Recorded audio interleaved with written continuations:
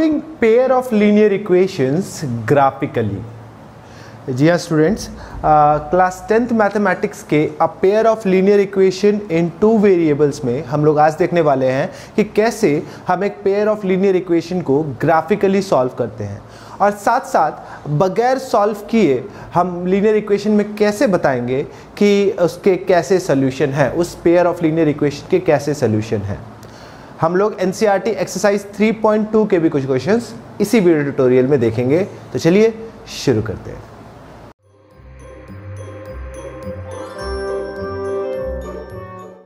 मैं अमित कुमार आप सभी लोगों का इन्फोबाइट कोचिंग सेंटर के YouTube चैनल में स्वागत करता हूं। हमारा आज का video tutorial class 10th mathematics CBSE का वीडियो ट्यूटोरियल है, जिसके अंदर हम लोग अ pair of linear equation in 2 variables के ग्राफिकल सॉल्यूशन को देखेंगे और NCERT एक्सरसाइज 3.2 के क्वेश्चंस को देखेंगे। मगर उससे पहले अगर आप चैनल पे पहली बार आए हैं और अब तक आपने सब्सक्राइब नहीं किया है तो जल्दी से उसको सब्सक्राइब कीजिए, उस रेड बटन पे क्लिक कीजिए और फिर बेल आइकन पे क्लिक करना मत भूलिएगा। हमारे वीडियो आपको कैसे लगे इसके बारे में आप कमेंट जरूर कीजिएगा। वीडियो पसंद आने पर इसे लाइक और शेयर करना ना भूलें। तो चलिए शुरू करते हैं हमारा आज का वीडियो ट्यूटोरियल। और सबसे पहले हम बात करते हैं कि a pair of linear equation in 2 variables को ग्राफिकली हम कैसे सॉल्व करते हैं। सो ग्राफिकली हम इसको सॉल्व कैसे करते हैं वो तो ऑलरेडी हम देख चुके हैं। हम लोगों ने NCERT एक्सरसाइज 3.1 में इस चीज़ को देखा कि कैसे हम लोग ग्राफिकली उसको सॉल्व करेंगे। मगर ग्राफिकली सॉल्व करते वक्त एक pair of linear equation in 2 variables के 3 तरीके के सॉल्यूशंस आपको मिल सकते हैं, यानी 3 ऐसी सिचुएशन आपको मिल सकती हैं अ pair of linear equation in 2 variables. अब ये 3 सिचुएशन क्या है? पहली सिचुएशन है कि अ pair of linear equation in 2 variable का सिर्फ एक सॉल्यूशन है, यानी x और y की सिर्फ एक वैल्यू ऐसी है जो दोनों पेयर ऑफ x और y की एक वैल्यू ऐसी है जो दोनों लीनियर इक्वेशन के लिए सॉल्यूशन है, यानी कि अ pair of linear equation in 2 variables का केवल एक यूनिक सॉल्यूशन हो। दूसरा केस है कि अ pair of linear equation in 2 variables के इनफाइनाइटली मेनी सॉल्यूशंस हो, यानी इनफाइनाइट नंबर ऑफ x और y की वैल्यूज ऐसी हैं जो उन दोनों इक्वेशंस के लिए सॉल्यूशन है। और तीसरा केस ऐसा है नो सॉल्यूशन, यानी कोई भी x और y की वैल्यू नहीं होगी जो दोनों इक्वेशन के लिए सॉल्यूशन होगी। तो हम लोगों ने 3 केस क्या देखे? पहला केस एक यूनिक सॉल्यूशन होगा, दूसरा केस उसके इनफाइनाइटली मेनी सॉल्यूशंस होंगे, और तीसरा केस उसका कोई भी सॉल्यूशन नहीं होगा। अब ग्राफिकली इस चीज को आप देख करके, अगर आपके सामने ग्राफ बना हुआ है pair of linear equation in 2 variables का, सिर्फ ग्राफ देख करके आप बता सकते हैं कि इसके नो सॉल्यूशन है, इनफाइनाइट मेनी सॉल्यूशन है, या फिर सिर्फ एक यूनिक सॉल्यूशन है। और वो पता करने का बहुत सिंपल सा तरीका है। अगर हम लोगों ने पिछले ट्यूटोरियल में देखा था कि एक लीनियर इक्वेशन इन 2 वेरिएबल को हम एक स्ट्रेट लाइन से डिनोट करते हैं, राइट? और उस लाइन का हर एक पॉइंट उस लीनियर इक्वेशन इन 2 वेरिएबल्स का एक सॉल्यूशन होता है। सो अगर एक स्ट्रेट लाइन एक लीनियर इक्वेशन इन 2 वेरिएबल का सॉल्यूशन है, तो अगर 2 लीनियर इक्वेशन की बात करें तो डेफिनेटली 2 लाइंस होगी। अब अगर ये दोनों लाइंस एक दूसरे को किसी एक ही पॉइंट पर इंटरसेक्ट कर रही हैं, यानी इंटरसेक्टिंग पॉइंट्स है, सो अगर ये इंटरसेक्टिंग पॉइंट्स है या इंटरसेक्टिंग लाइंस है, सॉरी इंटरसेक्टिंग पॉइंट नहीं, इंटरसेक्टिंग लाइंस है, यानी किसी एक पॉइंट पर इंटरसेक्ट कर रही है, तब इसका केवल 1 यूनिक सॉल्यूशन होगा। और वो 1 यूनिक सॉल्यूशन क्या होगा? वो 1 यूनिक सॉल्यूशन वो पॉइंट होगा जहां पर वो इंटरसेक्ट कर रहा है। तो ये पहला केस है 1 यूनिक सॉल्यूशन का। तो अगर अ pair of linear equation in 2 variables को आप ग्राफिकली डिनोट करते हो और वो 2 लाइंस जो उनको डिनोट कर रही हैं आपस में एक जगह पर इंटरसेक्ट करती है, तो उनका एक यूनिक सॉल्यूशन होता है। दूसरा, कोइंसिडेंट लाइन। कोइंसिडेंट लाइन का मतलब है कि एक लाइन के ऊपर दूसरी लाइन, सपोज ये एक लाइन है, वो पहले इक्वेशन को डिनोट करने के लिए, और जो दूसरी लाइन है वो भी इसी के ऊपर से जा रही है, राइट? एग्जैक्टली इसी को ओवरलैप करते हुए चली गई। तो दोनों लाइन एक दूसरे के ऊपर लाई कर रही है, यानी पहली लाइन के जितने सॉल्यूशंस हैं दूसरी लाइन के भी वही सारे सॉल्यूशंस हैं, और ऐसे केस में ये डिनोट करता है इनफिनाइटली मेनी सॉल्यूशंस को। सो इनफिनाइट मेनी सॉल्यूशन। तीसरा केस है कि वो दोनों लाइंस, राइट, दोनों लाइंस एक दूसरे के पैरेलल है, एक दूसरे के पैरेलल, डाइवर्जिंग या कन्वर्जिंग नहीं, पैरेलल, राइट, इक्वल डिस्टेंस हर तरफ। तो उस केस में दोनों लाइंस कभी मीट नहीं करेंगी, और ऐसा केस होता है, पैरेलल लाइंस का केस होता है नो सॉल्यूशन का। तो आपको तीनों केस हमने दिखाए, इनफिनाइटली मेनी सॉल्यूशन के, वन यूनिक सॉल्यूशन के, और नो सॉल्यूशन का, राइट। सो मेरे ख्याल से ये बात आपको क्लियर हो गई होगी कि ग्राफ को देख करके अगर इंटरसेक्टिंग लाइन होगी तो आप बोलोगे कि उसका सिर्फ एक यूनिक सॉल्यूशन है, और वो सॉल्यूशन कौन सा है, वो पॉइंट है जहां पर वो दोनों लाइन मीट कर रही है, इंटरसेक्ट कर रही हैं। अगर कोइंसिडेंट लाइन है, एक के ऊपर एक ओवरलैप कर रही दोनों लाइनें हैं, तो उनका इनफिनाइट मेनी सॉल्यूशन है, और उस लाइन का हर एक पॉइंट उसका एक सॉल्यूशन है। और अगर दो पैरेलल लाइन है जो एक दूसरे से कभी भी मीट नहीं करती, यानी उस केस में उन pair of linear equation in two variable का कोई भी सॉल्यूशन नहीं। तो ये तो बात हो गई कि आप सिर्फ ग्राफ को देख करके बता सकते हो, राइट। अब दूसरी बात आप सिर्फ इक्वेशन को, दोनों पेयर ऑफ लीनियर इक्वेशन को देख करके, इनफैक्ट आप उनके कोफिशिएंट्स और कांस्टेंट की वैल्यू को देख करके बता सकते हो कि इसका एक यूनिक सॉल्यूशन होगा, इसका कोई सॉल्यूशन नहीं होगा, या इसका इनफिनाइट मेनी सॉल्यूशन होगा। तो इस चीज को समझने के लिए अब हम जरा इक्वेशन को देखते हैं और उनके कोफिशिएंट्स की बात करते हैं, फिर एनसीईआरटी एक्सरसाइज 3.2 की बात करेंगे।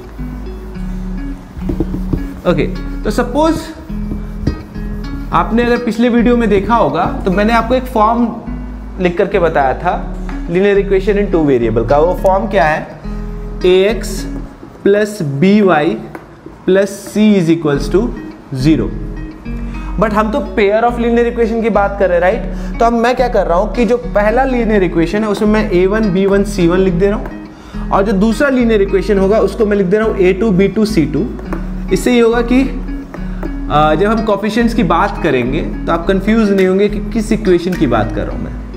फॉर एग्जांपल अगर मैं a1 की बात करूं, डेफिनेटली x का कोफिशिएंट है और वो फर्स्ट इक्वेशन का है, और उस तरह से c एक कांस्टेंट टर्म है, राइट। c1 एक कांस्टेंट टर्म है और फर्स्ट इक्वेशन का है, और अगर मैं बात करूं c2 की तो वो एक कांस्टेंट टर्म है और सेकंड इक्वेशन का। तो हमारे पास pair of linear equation in two variables है।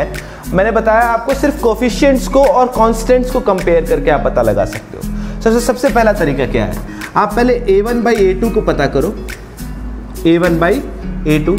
अगर a1 by a2 is not equals to b1 by b2 है, ओके, अगर सिचुएशन ये है कि a1 by a2 b1 by b2 के बराबर नहीं है, तो ये सिचुएशन क्या है, ये सिचुएशन है इंटरसेक्टिंग लाइन की।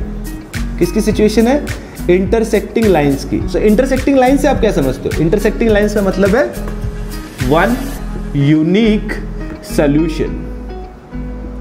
ओके, सो x के कोफिशिएंट का रेशियो y के कोफिशिएंट के रेशियो के बराबर नहीं है, तो डेफिनेटली उसका एक यूनिक सॉल्यूशन होगा, यानी वो इंटरसेक्टिंग लाइंस क्रिएट होगी। तो ये तो पहला केस।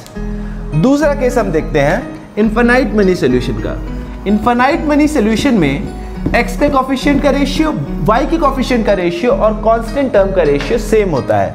यानी अगर a1 by a2, b1 by b2 और c1 by c2 तीनों आपस में बराबर हैं, तो ये केस होता है आपका कोइंसिडेंट लाइन का। कोइंसिडेंट लाइंस का मतलब क्या है, infinite many solution, infinite many solutions। और हमारा तीसरा केस है नो सॉल्यूशन का। और नो सॉल्यूशन का केस क्या है, अगर a1 by a2 b1 by b2 के बराबर हो मगर वो c1 by c2 के बराबर नहीं हो, राइट। तो ये केस होता है हमारे नो सॉल्यूशन का। नो सॉल्यूशन में कैसी लाइंस होंगी, नो सॉल्यूशन के केस में होंगी पैरेलल लाइंस। ओके, सो यही दो थ्योरेटिकल बात थी आज की डेट में या आज के ट्यूटोरियल में जिसको हमको डिस्कस करना था। एक ये कि ग्राफिकली अगर आपके सामने दो पेयर ऑफ लीनियर इक्वेशंस को ग्राफिकली रिप्रेजेंट किया गया है तो उसका एक सोल्यूशन होगा, इनफाइनाइट मेनी सोल्यूशन होगा या नो सोल्यूशन होगा, वो ग्राफ देख के बताने के लिए। दूसरा, एल्जेब्रिकली अगर आपको दो pair of linear equation in two variables दिया हुआ है तो एल्जेब्रिकली आप उनके कोफिशिएंट और कांस्टेंट्स को मैच करके बता सके कि किस तरह के सोल्यूशन ये देगा। तो ये दो बातें थी जो हमको आज की डेट में डिस्कस करनी थी, आज के ट्यूटोरियल में डिस्कस करनी थी। इसके अलावा हम लोग आज एनसीईआरटी एक्सरसाइज 3.2 के कुछ क्वेश्चंस को देखने जा रहे हैं। तो चलिए एनसीईआरटी एक्सरसाइज 3.2 को शुरू करते हैं। इसका जो सबसे पहला क्वेश्चन हम लोग डील करने वाले हैं वो है हमारा क्वेश्चन नंबर 1, आपकी स्क्रीन पर अभी दिख रहा होगा। और इस क्वेश्चन नंबर 1 में हम लोग बात करेंगे फर्स्ट पार्ट की, इसका सेकेंड पार्ट आप लोग करेंगे। तो क्वेश्चन कह रहा है कि from the pair of linear equations in the following problems, sorry from the pair of, तो हमको एक pair of linear equation form करना होगा टू वेरिएबल्स का फॉलोइंग प्रॉब्लम्स में, and find their solutions graphically, और ग्राफिकली आप उसका सॉल्यूशन को फाइंड आउट कीजिए। सो जैसा कि मैं बता रहा हूँ आपको, हम लोग एनसीईआरटी एक्सरसाइज 3.2 के फर्स्ट का फर्स्ट करने जा रहे हैं। तो exercise 3.2 first question first part. अब फर्स्ट पार्ट में दो बातें कह रहा है। पहली बात तो कह रहा है कि 10 students of a class 10th took part in a mathematics quiz. If the number of girls is 4 more than number of boys, so total number of students कितने हैं? 10 मैथ्स क्विज में पार्टिसिपेट किए, और नंबर ऑफ गर्ल्स जो है वो number of boys से 4 ज़्यादा है। तो हमको नंबर ऑफ गर्ल्स और number of boys find out करना है, ठीक है, और ग्राफिकली फाइंड आउट करना है। तो सबसे पहली चीज़ हमको एज्यूम करना होगा, तो let number of boys be x and number of girls be y. So number of boys x and number of girls y. Total number of students है 10. So according to question x plus y is equals to 10. ये आपका first equation बन गया, ठीक है। दूसरा equation कह रहा है कि गर्ल्स बॉयज से 4 ज्यादा है। So y is equals to x plus 4. Right, ये सेकेंड इक्वेशन। अगर आप इसको नॉर्मल फॉर्म में लिखते तो ये हो जाएगा आपका अब minus x plus y is equals to 4। ये आपका सेकेंड इक्वेशन। ओके, सो आपको दो इक्वेशन जो फॉर्म करने थे वो हमने तो फॉर्म कर लिए। अब बात आती है कि इसको ग्राफिकली सॉल्व करना है। सो हम फर्स्ट इक्वेशन को ग्राफिकली सॉल्व करते हैं और उसको यहाँ पर डिनोट करेंगे ग्राफिकली, इसके पॉइंट्स क्या हैं, ठीक है। हालांकि अभी स्पेस की कमी है इसलिए मैं ऐसा कर रहा हूँ, बोर्ड पे जगह कम है। कॉपी में आप क्या करेंगे, आप एक इक्वेशन को उठाएंगे फिर उसको ग्राफिकली सॉल्व करके उसका टेबल बनाएंगे, फिर नेक्स्ट इक्वेशन एंड उसी के साथ। तो चलिए इस इक्वेशन में हम x की वैल्यू अगर 0 रखते हैं तो y की वैल्यू होती है 4, सॉरी इसमें रखना है ना माय मिस्टेक। तो 10 माइनस y हो जाएगा। तो y की वैल्यू रखते हैं 4 तो x की वैल्यू हो जाएगी 6, y की वैल्यू अगर हम रखते हैं 6 तो x की वैल्यू हो जाएगी 4, और आखिरी चीज y की वैल्यू रखते हैं 5 तो x की वैल्यू भी हो जाएगी 5। तो हमको 3 सॉल्यूशंस मिल गए हैं फर्स्ट इक्वेशन के। सेकंड इक्वेशन की बात करते हैं तो x प्लस 4, राइट, तो इसी में करते हैं। सबसे पहले x की वैल्यू रखते हैं 0 तो y की वैल्यू हो जाएगी 4।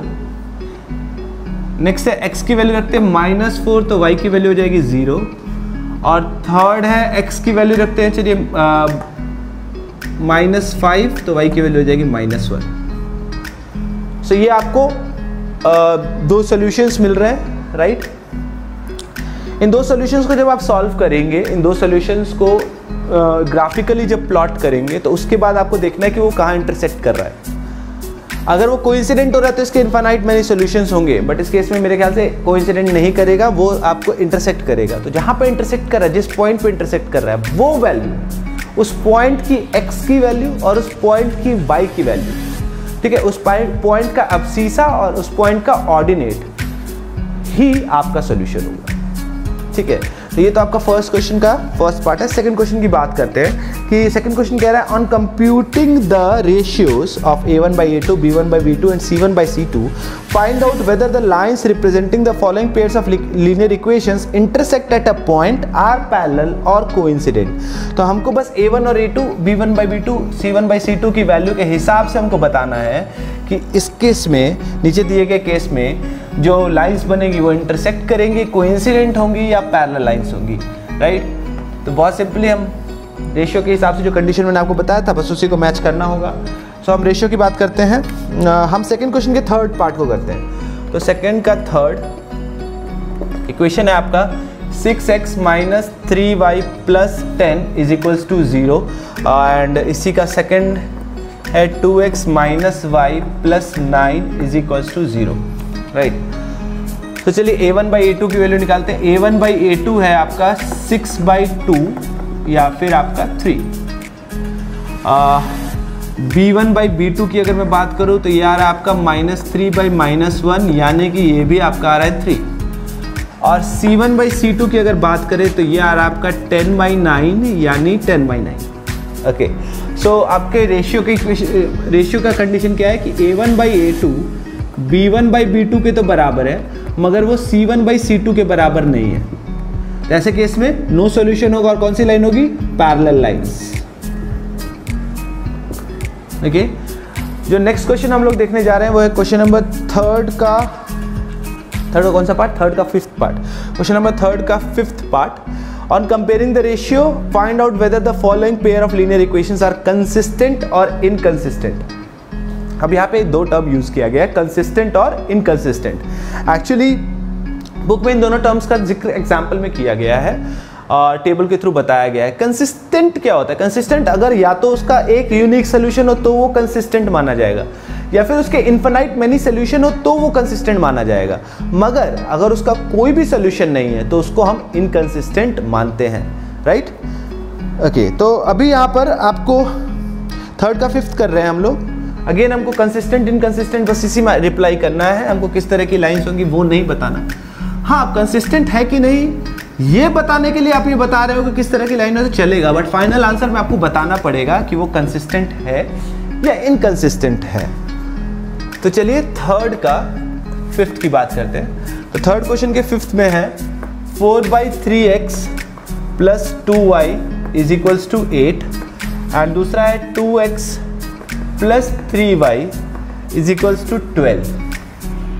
Okay, so a1/a2। यहाँ पे मैं एक बात बता दूँ आपको, या तो a, b और c तीनों लेफ्ट हैंड साइड में हो तब आप उनको ऑपरेट करो, या फिर a और b लेफ्ट हैंड साइड में और c राइट हैंड साइड में तो आप ऑपरेट कर रहे हैं। मेरे कहने का मतलब है अगर a1/a2 कर रहे हैं तो दोनों का a एक ही साइड हो, ऐसा ना हो कि एक का a राइट हैंड साइड है एक का a लेफ्ट हैंड साइड है और आप उसको इक्वेट कर रहे हो, तो ऐसा नहीं। सबसे अच्छा तरीका क्या, आप उसको स्टैंडर्ड फॉर्म में लिख दो, तो ये हो जाएगा -8 इज इक्वल्स टू 0। ऐसे आपकी कभी गलती नहीं होगी। तो जब भी आपको pair of linear equation two variables दिए आप उसको स्टैंडर्ड फॉर्म में लिखो और फिर सॉल्व करो। तो a1/a2 को अगर मैं सॉल्व करूं तो ये आ जाएगा 4/3/2 that is equals to 8/3।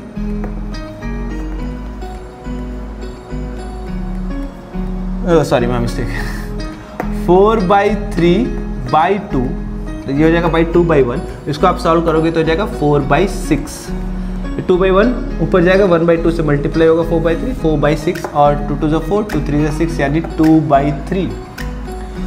b1/b2 की अगर मैं बात करूं तो ये हो जाएगा आपका 2/3 और c1/c2 की अगर मैं बात करूं तो ये हो जाएगा -8/-12, 4 2 8, 4 3 12 यानी 2/3। यानी कि आपका क्या हो गया, a1/a2, b1/b2 और c1/c2 ये तीनों आपस में बराबर है। तीनों आपस में बराबर है तो इनफाइनाइट मेनी सॉल्यूशन होगा और इनफाइनाइट मेनी सॉल्यूशन होगा तो ये कंसिस्टेंट है। जो नेक्स्ट क्वेश्चन हम लोग करने जा रहे हैं वो है question number 4। Which of the following pairs of linear equations are consistent and inconsistent? If consistent, obtain the solution graphically. So खैर मैं ये क्वेश्चन कर नहीं रहा हूँ, मैं इस क्वेश्चन को आपके ऊपर छोड़ रहा हूँ, आप इस क्वेश्चन को सॉल्व कर सकते हो एज इट इज है। क्वेश्चन नंबर 5 कह रहा है half the perimeter of a rectangular garden whose length is 4 metre more than its width is 36 metre, find the dimension of the garden. Half the perimeter of the rectangular garden, rectangular garden का perimeter 2 × l + b, half the perimeter l + b, whose length is 4 metre more than its width. Length width से 4 metre ज्यादा है, width को x मानेंगे तो length हो जाएगा x + 4 is 36। Find the dimension of the garden. So आपको garden का डायमेंशन पता करना है। आई होप ये हो जाएगा, मैंने हिंट भी किया। चलिए करिए आप इस चीज को। 6th question, given the linear equation right another linear equation in 2 variable. तो आपको लीनियर इक्वेशन दिया हुआ है 2x + 3y - 8 आपको एक और लीनियर इक्वेशन लिखना है इसी के लिए, ताकि वो दोनों पेयर मिलकर के इंटरसेक्टिंग लाइंस बनाए, या मिलकर के पैरेलल लाइंस बनाए, या फिर मिलकर के कंसिस्टिंग लाइंस बनाए, कोइंसिडेंट लाइंस बनाए। सो पैरेलल लाइंस के केस में, इंटरसेक्टिंग लाइंस के केस में क्या क्या कंडीशन होती है वो आपको पता है। तो मैं एक एग्जांपल इसमें दिखा दे रहा हूँ, जैसे 2x + 3y - 8 = 0 है, ठीक है। और हम पहले यूनिक की बात करें तो यूनिक में a1/a2 b1/b2 के बराबर नहीं होना चाहिए। तो मैं इसको लिख दे रहा हूँ 3x + 2y - 5 = 0। और अगर आप इसको सॉल्व करोगे तो a1/a2 आ रहा है आपका 2/3, b1/b2 आ रहा है आपका 3/2, which is not equal to each other, यानी कि a1/a2 b1/b2 के बराबर नहीं है। और ये आपका इंटरसेक्टिंग लाइंस का केस है। अगर आपको इसी तरह से पैरेलल लाइंस का केस बनाना होगा तो a1/a2 b1/b2 के बराबर होना चाहिए, ओके। अब आप इसको सॉल्व करेंगे तो ये पैरेलल लाइंस का केस हो गया, क्योंकि a1/a2 b1/b2 के b1/b2 के बराबर है, मगर वो c1/c2 के बराबर नहीं है। और अगर आपको कंसिस्टेंट का केस करना है तो मान लीजिए ये आपका इक्वेशन दिया हुआ है, आप उसमें सेम टर्म से मल्टीप्लाई कर दीजिए। सपोज आप उसमें 4 से मल्टीप्लाई कर दीजिए, 4 × 2 = 8, 4 × 3 = 12, 32। सो 2/8, 3/12 और 8/32 आपका हर बार a1/a2 b1/b2 और c1/c2 बराबर आएगा। तो ये तो बस आपको एक अपनी तरफ से इक्वेशन बना करके बताना है। एग्जामिनेशन पॉइंट ऑफ व्यू से ये क्वेश्चन नहीं है, ये actually conceptual point of view से है कि आप इस चीज़ का कंसेप्ट समझ पाए कि नहीं समझ पाए। तो स्टूडेंट्स, हम लोगों ने ग्राफिकली देखा कि कैसे सॉल्व करते हैं लीनियर इक्वेशन को, और हम लोगों ने ये देखा कि कैसे सिर्फ आप रेशियोज कोफिशिएंट्स के निकाल के और कांस्टेंट निकाल करके आप बता सकते हैं कि किस तरह का सोल्यूशन होगा। तो हमारे आज के वीडियो ट्यूटोरियल में बस इतना ही। अगर आप चैनल पर आए हैं और अब तक आपने इसको सब्सक्राइब नहीं किया तो सब्सक्राइब करो, बेल आइकन पे क्लिक करो, वीडियो पसंद आए तो इसे लाइक और शेयर करो, और अगर वीडियो पसंद नहीं आती तो अनलाइक और कमेंट ज़रूर करो, ठीक है students. Then only we will get inspiration and we will upload more and more interesting videos for you. So overall that's it for today's video lecture. Hope to meet in the next video lecture. तब तक के लिए thank you and have a nice day.